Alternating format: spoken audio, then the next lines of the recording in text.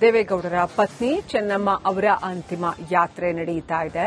ಹೊಳೆನರಸೀಪುರದಿಂದ ಹರದನಹಳ್ಳಿಯತ್ತ ಅಂತಿಮ ಯಾತ್ರೆ ಸಾಗ್ತಾ ಇದೆ. ಚೆನ್ನಮ್ಮ ಪಾರ್ಥಿವಕ್ಕೆ ರಂಗನಾಥ ಸ್ವಾಮಿ ದೇಗುಲದ ತೀರ್ಥ ಪ್ರೋಕ್ಷಣೆ ಮಾಡಲಾಯಿತು. ಕೆಲವೇ ಕ್ಷಣಗಳಲ್ಲಿ ಅಂತಿಮ ವಿಧಿವಿಧಾನ ಆರಂಭ ಆಗುತ್ತೆ. ರಂಗನಾಥ ಸ್ವಾಮಿ ಬೆಟ್ಟದ ತಪ್ಪಲಿನಲ್ಲಿ ಅಂತ್ಯ ಸಂಸ್ಕಾರಕ್ಕೆ ಎಲ್ಲ ವ್ಯವಸ್ಥೆಗಳನ್ನು ಮಾಡಿಕೊಳ್ಳಲಾಗಿದೆ. ಹರದನಹಳ್ಳಿಯ ರಂಗನಾಥ ಸ್ವಾಮಿ ಬೆಟ್ಟದ ತಪ್ಪಲಿನಲ್ಲಿ ಚೆನ್ನಮ್ಮ ಅವರ ಅಂತ್ಯ ಸಂಸ್ಕಾರ ನೆರವೇರಲಿದೆ. ಹಾಸನ ಜಿಲ್ಲೆ ಹೊಳೆನರಸೀಪುರ ತಾಲೂಕಿನ ಗ್ರಾಮ ಹರದನಹಳ್ಳಿ.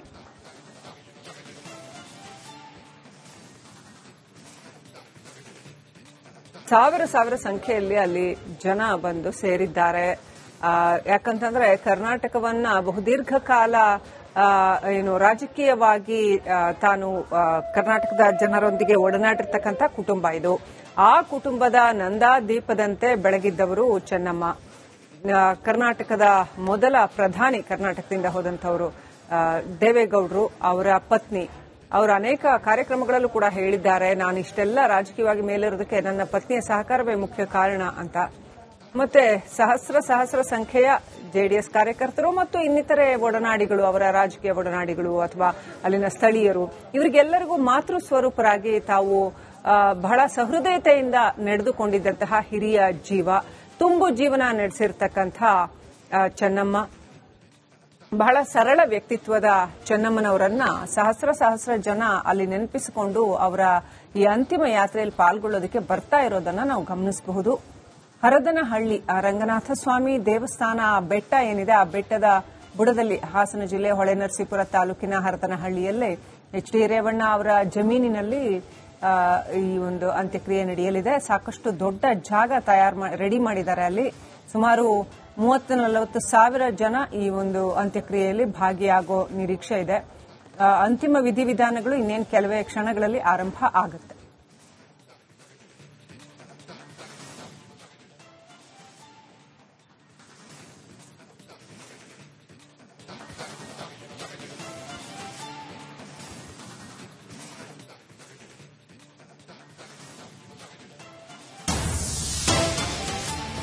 ಹರದನಹಳ್ಳಿಯತ್ತ ಚೆನ್ನಮ್ಮ ಅಂತಿಮ ಯಾತ್ರೆ ಸಾಗ್ತಾ ಇದೆ. ಅಂತಿಮ ಯಾತ್ರೆಯ ವೇಳೆ ದಾರಿಯುದ್ದಕ್ಕೂ ಕೂಡ ಹೂಮಳೆಯನ್ನ ಸುರಿಸಲಾಗ್ತಾ ಇದೆ. ಕಿಕ್ಕಿರಿದು ಸೇರ್ತಾ ಇದ್ದಾರೆ ಜನರು. ದಾರಿಯುದ್ದಕ್ಕೂ ಕಟ್ಟಡಗಳ ಮೇಲೆ ನಿಂತುಕೊಂಡು ಅಂತಿಮ ಯಾತ್ರೆಯನ್ನ ವೀಕ್ಷಣೆ ಮಾಡ್ತಾ ಇದ್ದಾರೆ. ಹರದನಹಳ್ಳಿಯತ್ತ ಚೆನ್ನಮ್ಮ ಅವರ ಪಾರ್ಥಿವ ಶರೀರ ಸಾಗ್ತಾ ಇರುವಂತದ್ದು. ಇಂತಹ ಸಂದರ್ಭದಲ್ಲಿ ಕಿಕ್ಕಿರಿದು ಜನ ಸೇರ್ತಾ ಇದ್ದಾರೆ. ದಾರಿಯುದ್ದಕ್ಕೂ ಕೂಡ ಹೂಮಳೆಯನ್ನ ಸುರಿಸಲಾಗ್ತಾ ಇದೆ. 2 ಗಂಟೆಯ ನಂತರ ಎಲ್ಲಾ ಅಂತಿಮ ವಿಧಿವಿಧಾನ ಕೂಡ ನೆರವೇರಿಸೋದಕ್ಕೆ ಅಲ್ಲಿ ತಯಾರಿಯನ್ನ ಮಾಡಿಕೊಳ್ಳಲಾಗಿದೆ. ಎಲ್ಲಾ ಕುಟುಂಬಸ್ಥರು ಕೂಡ ಈಗಾಗಲೇ ಅಂತ್ಯ ಸಂಸ್ಕಾರದ ಸ್ಥಳಕ್ಕೆ ಹೋಗಿರುವಂತದ್ದು. ಪ್ರಮುಖವಾಗಿ ಈಗಾಗಲೇ ಅವರ ಆಸೆಯಂತೆಯೇ ಬಾಡಿಗೆ ಮನೆಯ ಮುಂದೆ ಅವರ ಪಾರ್ಥಿವ ಶರೀರವನ್ನ ಇಟ್ಟು ತದನಂತರವಾಗಿ ಈಗ ಅಂತ್ಯ ಸಂಸ್ಕಾರಕ್ಕೆ ತೆಗೆದುಕೊಂಡು ಹೋಗ್ಲಾಗ್ತಾ ಇರುವಂತದ್ದು.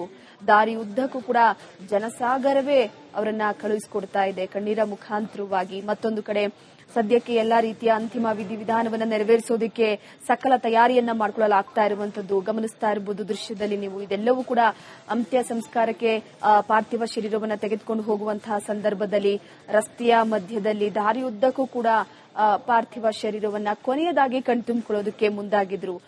ಪ್ರಮುಖವಾಗಿ ಇಲ್ಲಿ ಗಮನಿಸೋದೇನಪ್ಪಾ ಅಂತಂದ್ರೆ, ಒಂದು ಕಡೆ ದೇವೇಗೌಡರ ಮಡದಿ ಬಹಳ ಜೀವನದ ಉದ್ದಕ್ಕೂ ಕೂಡ ಅವರ ಪರವಾಗಿ ನಿಂತಂತವರು, ಅದರ ಜೊತೆಗೆ ಕೆಲವೊಂದಿಷ್ಟು ಸವಾಲುಗಳಲ್ಲೂ ಕೂಡ ಸಮಭಾಗಿತ್ವವನ್ನ ಸ್ವೀಕರಿಸಿದಂತವರು. ಈಗ ದೇವೇಗೌಡರು ಒಂದು ಕಡೆ ಕಣ್ಣೀರನ್ನ ಹಾಕ್ತಾ ಇದ್ದಾರೆ. ಮಡದಿಯನ್ನ ಕಳೆದುಕೊಂಡು ಇಡೀ ಕುಟುಂಬವೇ ಕಣ್ಣೀರ ಕಡಲ್ಲಿ ಮುಳುಗಿ ಹೋಗಿದೆ. ಅಂತ್ಯ ಸಂಸ್ಕಾರಕ್ಕೆ ಬೇಕಾದಂತಹ ಸಕಲ ಸಿದ್ಧತೆಯನ್ನೆಲ್ಲ ಕೂಡ ಒಂದು ಕಡೆ ಮಾಡಿಕೊಳ್ಳಲಾಗಿದೆ. ಇಲ್ಲಿವರೆಗೂ ಕೂಡ ಇವತ್ತಿನವರೆಗೂ ಕೂಡ ಪಾರ್ಥಿವ ಶರೀರದ ದರ್ಶನಕ್ಕೆ ಎಲ್ಲಾ ರೀತಿಯ ವ್ಯವಸ್ಥೆಯನ್ನ ಮಾಡಲಾಗಿತ್ತು.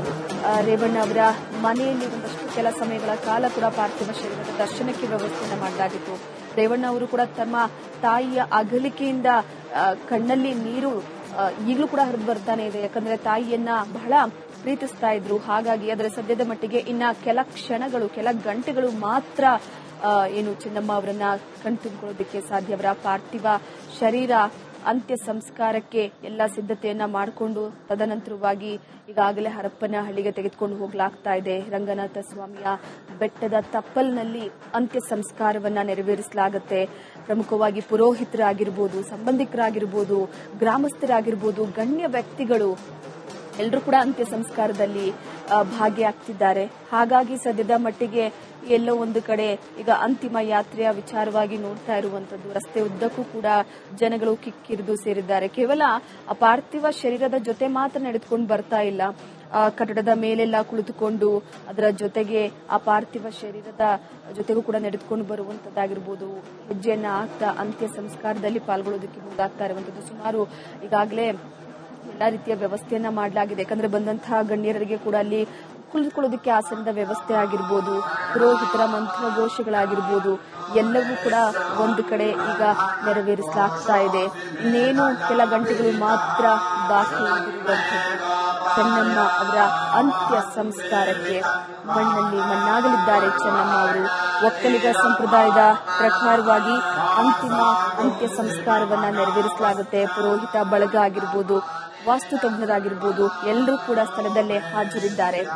ಆದ್ರೆ ಪತ್ನಿ ಚೆನ್ನಮ್ಮ ಅವರನ್ನ ಕಳೆದುಕೊಂಡಂತಹ ದೇವೇಗೌಡರಂತೂ ನೋಡೋದಕ್ಕೆ ಆಗ್ತಾ ಇಲ್ಲ. ಕಣ್ಣಲ್ಲಿ ನೀರನ್ನ ಹಾಕ್ತಾ ಬಿಕ್ಕಿ ಬಿಕ್ಕಿ ಅಂತ ಅದರ ಜೊತೆಲೆ ತೆರಳುತ್ತಾ ಇರುವಂತದ್ದು.